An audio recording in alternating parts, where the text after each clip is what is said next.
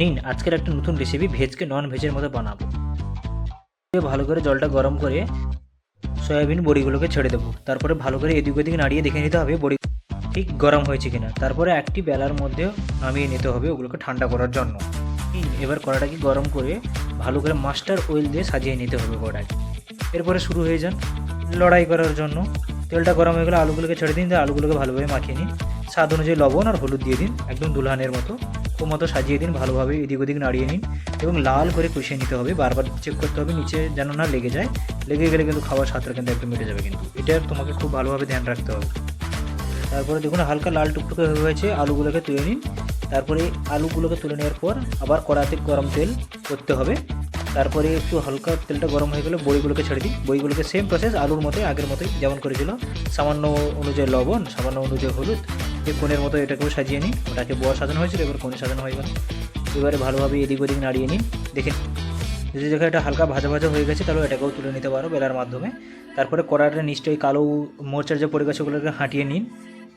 পরিষ্কার করাতে আবার ওই সরষের তেল ঠিক গরম হয়ে গেলে দুটো শুকনো মরিচা ভেঙে দিন, স্বাদ অনুযায়ী জিরে দিলে যখন দেখবে জিরেটা একদম ফটফট করছে তেলের মাধ্যমে হালকা মাখিয়ে নিন। তারপরে দিয়ে দিন পেঁয়াজ বাটা, দিয়ে একদম ভালোভাবে মাখিয়ে নিতে হবে। অনুযায়ী সামান্য পরিমাণে আদা রসুনের পেস্ট দিয়ে ভালোভাবে ওটাকেও মাখিয়ে নিতে হবে, যেন দেখতে হবে বারবার নিচে যেন না লেগে যায়।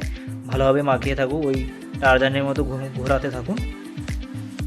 বারবার নাড়াতে হবে কারণ নিচে যেন না বসে যায়। নিচে যদি বসে যায় একদম খাবার স্বাদটাই একদম খারাপ হয়ে যাবে, যেমনটা বানাতে চাইছিল তেমনটা বানাতে পারবে না।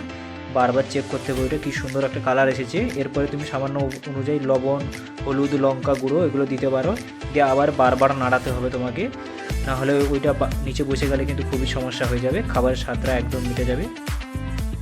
তারপর বাড়িতে অনেক খোঁজার পরে ধনিয়া গুঁড়ো পেলাম। ধনিয়া গুঁড়ো যদি তোমাদের কাছে না থাকে তো কোনো সমস্যা নেই, আমাদের কাছে খুঁজে পেলাম তাই দিয়ে দিলাম।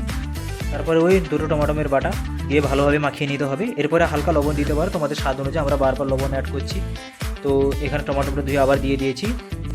হাতে বানানো একদম গরম মশলা আমরা অ্যাড করেছি, তোমরা চাইলে বাজার থেকে কিনেও দিতে পারো। আমরা আবার কিছু লবণ দিলাম, দিয়ে ওটাকে ভালোভাবে কষিয়ে নিতে হবে। দেখতে হবে নিচে যেন না বসে যায়। বারবার একটা হালকা রঙের কালার আসবে, যে কালারটা আছে খুব দারুণ লাগবে এবং সুগন্ধ ছাড়বে, তখনই মাখিয়ে নিতে হবে। বারবার চেক করতে থাকতে হবে, উপরে নিচে লেফট রাইট ভালোভাবে মাখিয়ে নিতে হবে, একদম মাংস কষার মতো। কারণ সব বাটা মশলাই দেওয়া হয়ে গেছে, কোনো গোটা মশলাই নেই। তোমরা দেখতেই পাচ্ছ কত সুন্দর একটা কালার এসেছে। এরপরে ওইখানে ওই কালারের ওপর যতক্ষণ না একটা সুগন্ধ ছাড়ে ততক্ষণ তোমাকে এই প্রসেসটা চালিয়ে যেতে হবে বারবার। ব্যাস মশলাটা কষে গেলে ওইখানে তুলে দিন আলু আর বড়িগুলো, একদম দুলহানের মতো দিয়ে ভালোভাবে মাখিয়ে নিন লাইট উপর নিচে করে সব জায়গার দিক দিয়ে। দেখবেন একটা হালকা সুন্দর মশলাগুলো মাখিয়ে যাবে সবগুলোর মধ্যে দিয়ে। ওখানে হালকা সামান্য পরিমাণ জল, যদি চাও অল্প পরিমাণ জল দিতে পারো, তোমাদের পরিবারের মানুষজন অনুযায়ী কতটুকু দিতে পারো। দিয়ে ভালোভাবে মাখিয়ে নিতে হবে, দিয়ে এদিক ওদিক করে মশলাগুলো যেন না বাইরে বেরিয়ে যায় ওটা লক্ষ্য রাখতে হবে। দেখবে একটা কত সুন্দর কালার এসেছে, যেমনটা দেখতে পাচ্ছ ফোনের মধ্যে। এত সুন্দর তরকারি মনে হচ্ছে রুটি বাকি ভাত নিয়ে বসেছি, শৌচালয়ে ভাত হলে খুব মন্দ হয় না। বা তারপরেই তৈরি হয়ে গেলে তোমাদের মতোই করে ধন্যবাদ যদি ছড়িয়ে দিতে পারো। এরকম কিছু চাইতে গেলে তোমরা ভালো পাতে পারো।